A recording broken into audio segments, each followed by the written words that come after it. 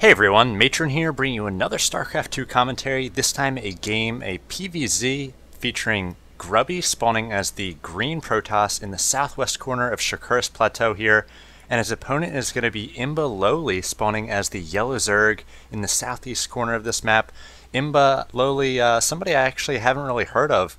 Obviously most people have heard of Grubby after he transitioned from Warcraft 3 over to StarCraft 2.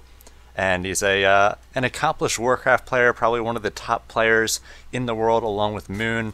Made a huge salary in Warcraft 3, but now playing StarCraft 2.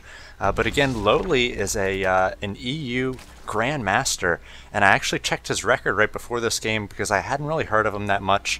And he's 128 and 54. Which is a 70% win percentage at the Grandmaster level. So a very high level player here as we do get underway. Again, it's going to be a PvZ, and I am going to be trying to bring at least a video every other day on my YouTube channel from now on. I have been doing a number of live events and streaming some of my own play, but I'm going to try to get back into the swing of things on YouTube. So if you are watching this one, make sure you check out my channel, Matron StarCraft, at youtube.com.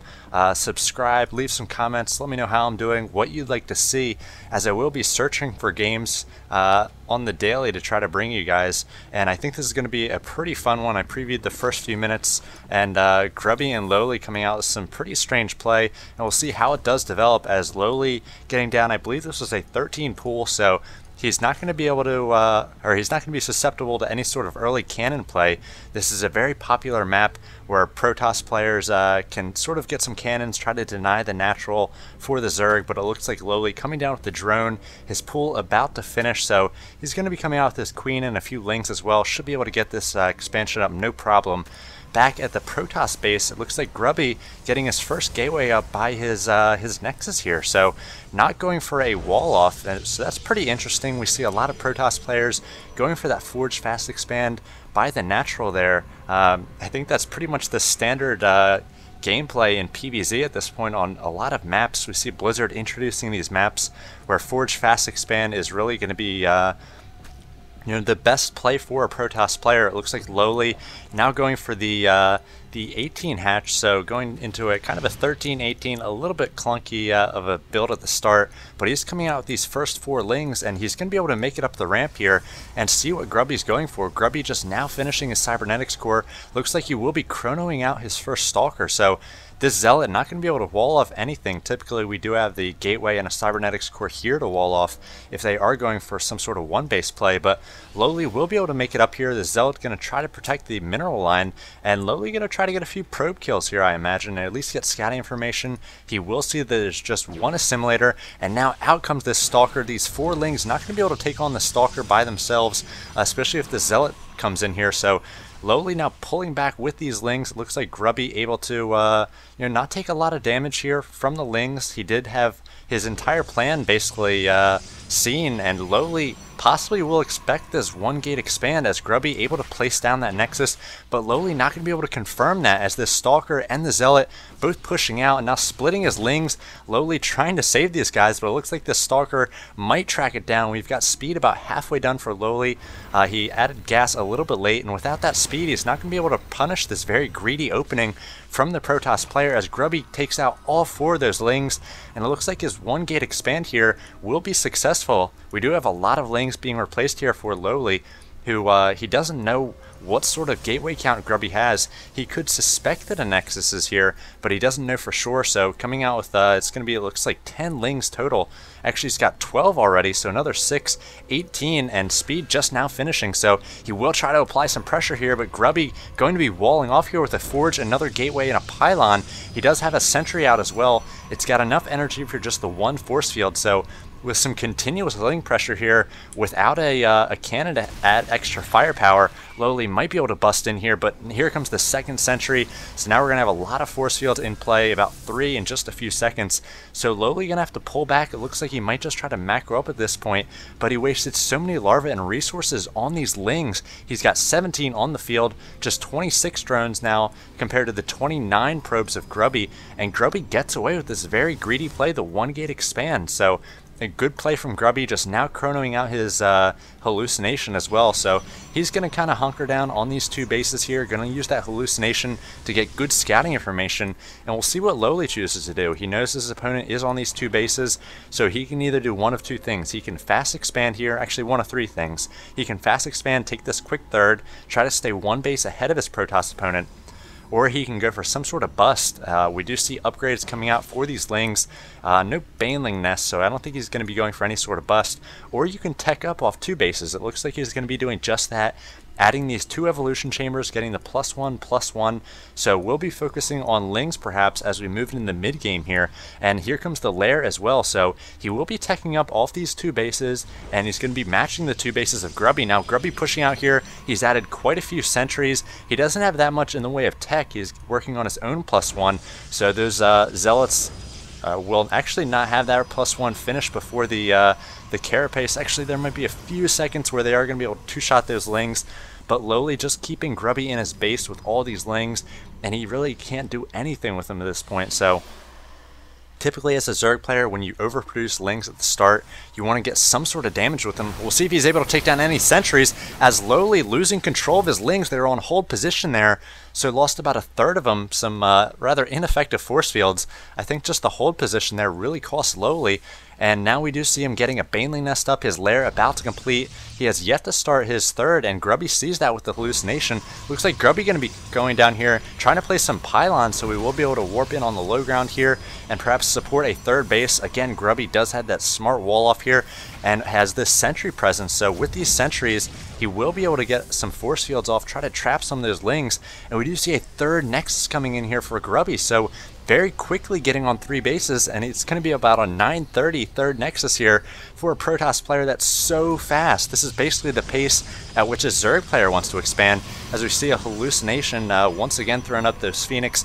So very effective, quite fast units, and they're not going to see that 3rd base once again. So loweLy adding a number of spine crawlers here. I'm not sure why. He knows his opponent's going for this expansion. He could suspect that there are a lot of gateways, but Grubby just has these 3 gateways at the moment still. Now 4 Twilight Council on the way, so Grubby not doing much tech. He's actually focusing really heavily on economy. Just has these sentries out for tech at this point, and he's got this nexus about halfway done, and loweLy knows that he needs to get up his own 3rd base. He is working on pathogen glands as well as +2 attack upgrade for these lings, so it's going to be a Zergling Infestor mix. So we'll see how many Infestors he's able to come out with. He doesn't have too much gas banked up, about 600, so he should be able to start about 4 Infestors at this point, but he's behind in supply. He is behind in economy. If we check the income tab, it is 48 to 53. He's even behind in drone count. That is not a good position for loweLy. Grubby taking some great risks here, really forcing his opponent into a few mistakes with mind games, and loweLy just not able to get the damage he needs to with all these lings now, trying to focus down a warp gate, but these units gonna basically shoo those away, and Grubby taking a huge supply lead at this point, 20 in the early game, but we do have loweLy about to finish these Infestors, so we'll see what he's able to do with those. At this point, we just have Grubby, looks like he's working on his charge about to finish for these Zealots, and he's coming out this first few High Templar, so we'll see whether he goes for Psionic Storm, whether he goes for that immediate Archon warp in with those High Templar. At this point, just allowing those to gather some energy, but I don't think he started his okay, yeah, now we have the Archons coming in, so we won't be going for Storm. We've got +2 on the way for Protoss, charge about to finish, and now more and more Infestors coming out for loweLy. We've got 2 on the field already, and not a very good creep spread here, so those lings, and especially if he comes up with banelings as well, they're going to want to try to engage on creep here, get a nice surround. Lings, going to try to get in on the Protoss forces before the force fields can go up. Now Grubby might choose a timing here. He's got a number of High Templar, and again, they don't have Storm, so I'm not sure why he hasn't. Oh wow, he might actually go for some feedbacks here on these Infestors. So here come the some Infestors. One feedback goes down, immediately kills that Infestor. Again, the feedback's taking all the energy and dealing it in damage. Those Infestors only have 80 HP, so if they are above 80 damage, they're going to be one-shot by those High Templar feedback. And now Grubby coming in with some Archons, might be waiting for his +2 before he pushes out here, but was able to get himself an Infestor there and basically force a lot of units out of loweLy. loweLy really wants to focus on economy, try to get his third and fourth base now up and running, but he really can't, having to come out with some banelings. Banelings, I don't believe they have speed. I'm not quite sure. I haven't checked the baneling nest. No, speed has not yet started for those banelings, so he definitely has to fight on creep with these. And we've got a lot of drones coming out for loweLy at this point, so he's going to try to even up the worker count. It's 57 to 66 though. Now 60 for the Zerg player, so Grubby way ahead economy-wise. Way ahead tech-wise, I would say here as well. He's got +2 attack about to finish. He's on tier 3 already. We do have the hive finished for loweLy, so we'll see what sort of high tech he goes for. But he's just got these very few units here, so Grubby pushing in. We'll see whether these banelings are able to get some good damage. Wow, not a lot of damage. Wow, okay, I take that back. Quite a few zealots go down, and now nice force fields go up by Grubby.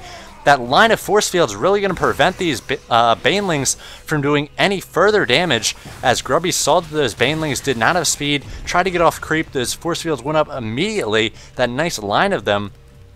And Grubby gonna have to pull back. He had those charge lots, not very good against banelings. We've got baneling speed about halfway done.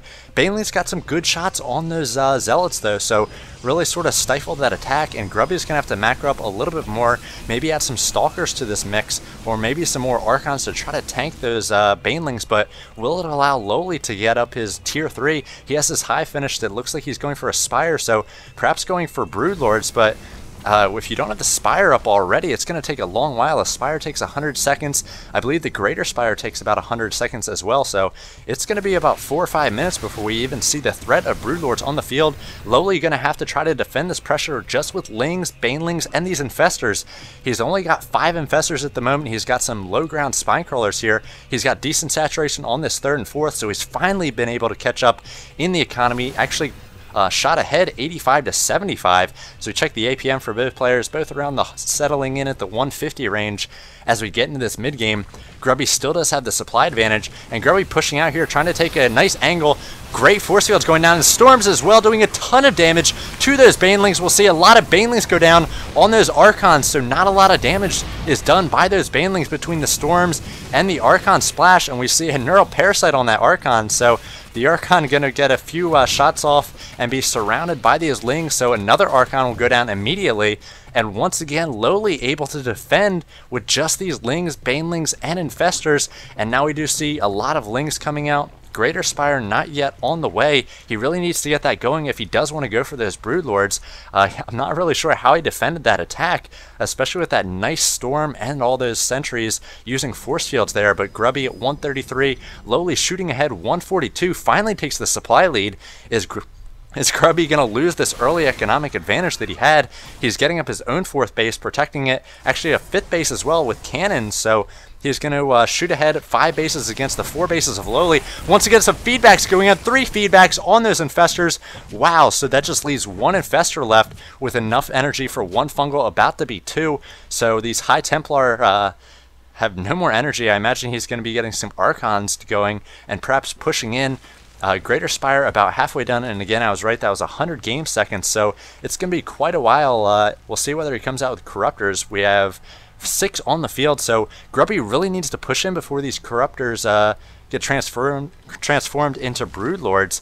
Once those Broods come in, those Broodlings, he doesn't have a lot of anti-air. It's tough to get those Archons at the front to take on those Broodlords with their short range, and you know, if the infestor comes in with a neural or maybe a fungal to try to slow down the anti-air, the broodlords could do a ton of damage. So it looks like Grubby pushing in here, 191 against the 120 of loweLy. loweLy, I'm not really sure what he's been focusing on. It looks like he's getting spore crawlers. A storm goes down, another few feedbacks go down on those infestors, and again, great storm going down on those zerglings and banelings. A lot of damage done to these zealots, as it looks like they're all very low health. All their shields are gone, just down to a few hit points, but we see Grubby pushing up into the natural here. It's going to be taking down this hatchery. We've got 4 broodlords on the way, 54 zerglings. Those zerglings not going to do very well against the archons though with that splash damage. Another storm goes down on that ramp, going to do a ton of damage to these drones who are trying to retreat here. And now it looks like Grubby here going to be pushing in for the win. Another storm goes down, takes down all those drones and those lings, and loweLy down to 56, 55 food here. Another queen goes down. I'm not sure these broodlords going to finish in time. They were just in the north here trying to take down the few zealots here for Grubby, and loweLy gives the GG. So Grubby, very interesting game, goes for that one game or one gate expand at the very start. loWeLy was not able to punish it, came out with quite a few lings, but just wasn't able to do any sort of damage with those. Saw Grubby had the wall off in position as soon as they made it over, had those sentries as well. In the mid game, Grubby pushed out, took a very fast, greedy third, but he had all those sentries able to control the early game, really prevent those lings from doing much damage. And loWeLy did try to tech up quickly. He got those fast upgrades for his lings, but he was just never able to do enough damage with them to really make him cost effective. You really want to make drones instead of those early lings with your larva and your minerals at the start as a Zerg player, and loWeLy behind the entire game was able to do some nice defense there. Grubby actually fell behind a little bit in the late game, especially with some nice baneling shots on those zealots, but eventually Grubby able to come back, added Storm to the mix between the High Templars using feedback on the Infestors, and then all those great Storms on the Lings and the Banelings, able to finally push through, beat those Broodlords to the punch, and take down imbaLoWeLy before his tier 3 finish. So a pretty fun game there, PvZ. Again, greedy play from Grubby. That's nice to see. He was able to take a huge economic advantage at the start and really make it pay off for him. So a fun one there. As always, if you're looking for more StarCraft 2 commentary, I'll be going to MLG Raleigh to do some interviews with players as well. Make sure you check out my channel, Matron StarCraft, at youtube.com. Really helps me out if you subscribe. It helps me out even more if you leave comments. Let me know what you thought of the games, what you'd like to see in the future. Again, I'm going to be casting as much as I can over the next several weeks and months, really get back into the YouTube casting as opposed to the live events that I've been doing. So look forward to doing that. Thanks for watching this one, guys. Take care.